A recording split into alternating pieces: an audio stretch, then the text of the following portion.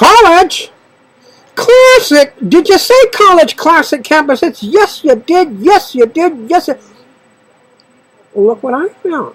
I found a doctor running around in the hallways at College Classic Campus. I was surprised to see him in the hallway. I said, oh, it's Dr. David Jeremiah. Yes, it is. Yes, it is. Yes, it is.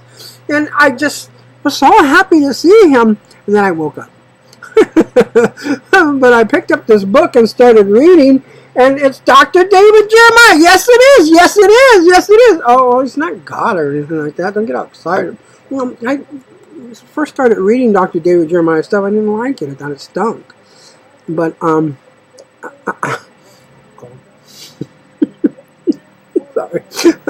I didn't really like it. But, he just kept writing. So I put it down. I had a 9-month subscription, right? And I put it down. I didn't like it. So later on, I stumbled on one of his books again. And I said, oh, this is a good book. And I was reading. And I said, Dr. David Jeremiah? I said, you're kidding me. That was good. Why don't you write like that in your table talk? What's going on here? I got mad. I was mad. I told God, what does he think he's doing?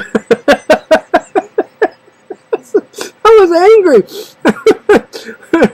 Maybe these things are a little too difficult for him. Maybe he needs a bigger task or something. I was very angry, though. You're telling the truth. Yes. and so I decided to read some more, and well, it's not as good as his books. His books are just... His cookies aren't as good as his cakes. But yes, his fruit salad's delicious. Yes, I'm going to give you some fruit right now. Dr. David Jeremiah, ladies and gentlemen, Lord God Almighty, we thank you for the doctor. Amen. Recognizing sinless anger, 426a. Paul says something in verse 26 which will surprise many Christians. Be angry and do not sin. The implication is, of course, that there is an anger which is not sin.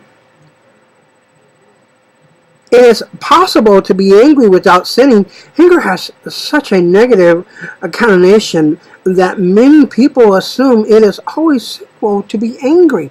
Well, you know, there's also what is the other one where you provoke? Provocation. Somebody knows they're going to make you angry. They like making you angry. They like to see you sin. And so they do it on purpose. And those guys, you got to stay away from them. They're no good. They call themselves Christian. Oh, that's all you're doing today. How's your brother's leg? And got it cut off 2 weeks ago. Heard he got his leg chopped off. You choose the wrong words to make you angry. Yeah, your bedside manners suck. Excuse you? You shouldn't talk like that, brother. I might think that you're trying to implicate some sort of adultery. Always looking for some way to argue with you. Never looking for the goodness and the fruit of God. You know anyone like that?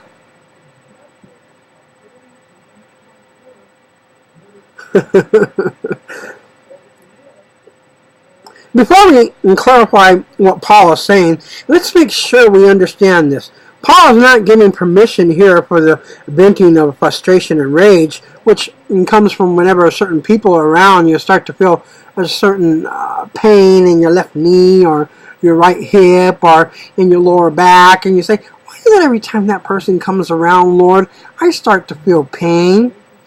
That is not quite, that is not the permissible anger he is talking about, but it could cause anger. Getting one's anger out is a popular theme in pop psychology today, but it has no biblical basis. For instance, in the message, Jesus' words in Matthew 5:22 are rendered this way. I'm telling you that anyone who is so much as angry with a brother or sister is guilty of murder.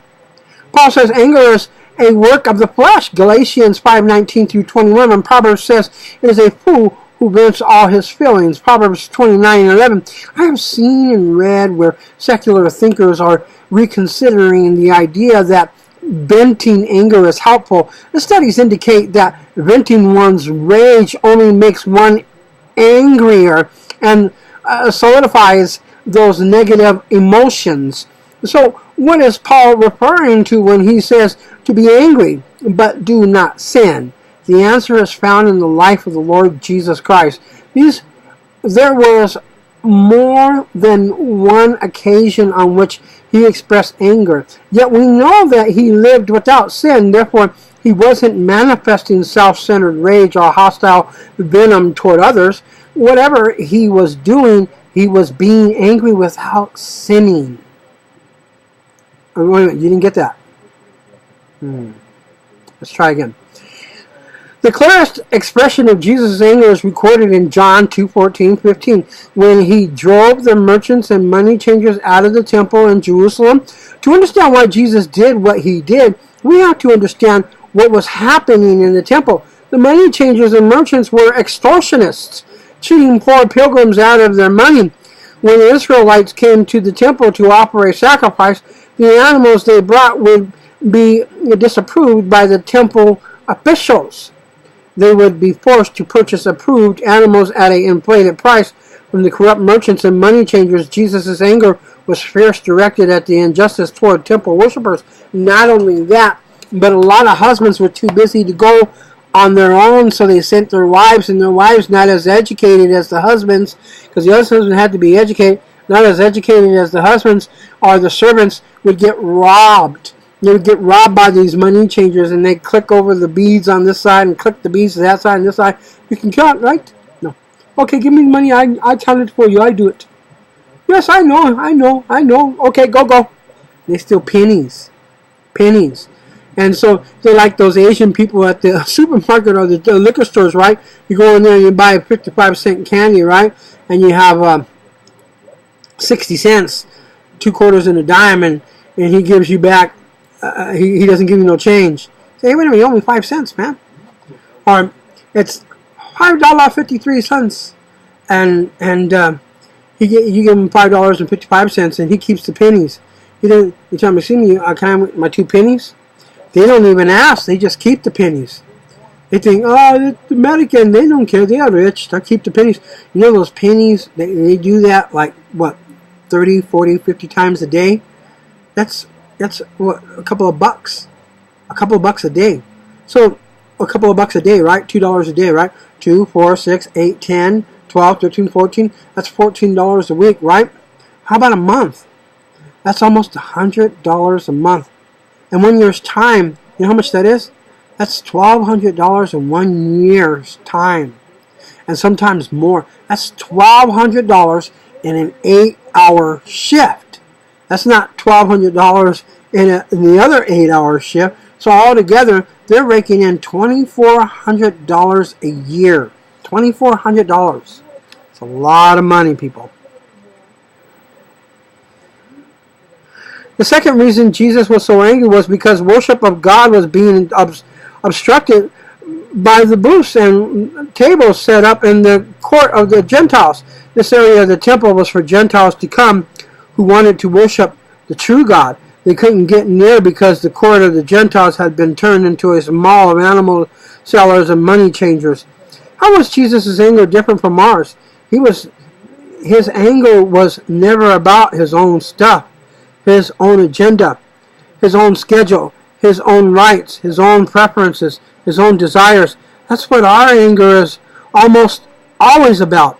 His anger was over injustice and unrighteousness as manifested in the temple of Israel. That is the sort of righteous anger that is acceptable to God and that is not sinful. It would not hurt for Christians to express more of that kind of righteous anger toward the injustices in our world today. Like today, I heard some guy say ISIS, and he made someone apologize because he got in the way because he was ISIS, and I got mad at him, and I told him, correct yourself. On another occasion, Jesus became angry at a group of people in a synagogue because they resented him healing someone on the Sabbath. Mark 3:5. They were more concerned about the letter of the law than they were about the spirit. About the spirit of the law. They were more concerned with the perfection than they were with the compassion, which is very important. Compassion is very important. There is an anger that is righteous and not sinful, but it is always directed in the abuse of righteousness and justice and love and compassion. It is not used as a tool of retribution when we don't get our own way. And that's what we see ISIS doing in America today. They're doing exactly that, just like the Pharisees and the scribes. This is College Classic Campus Hits. Jesus is here.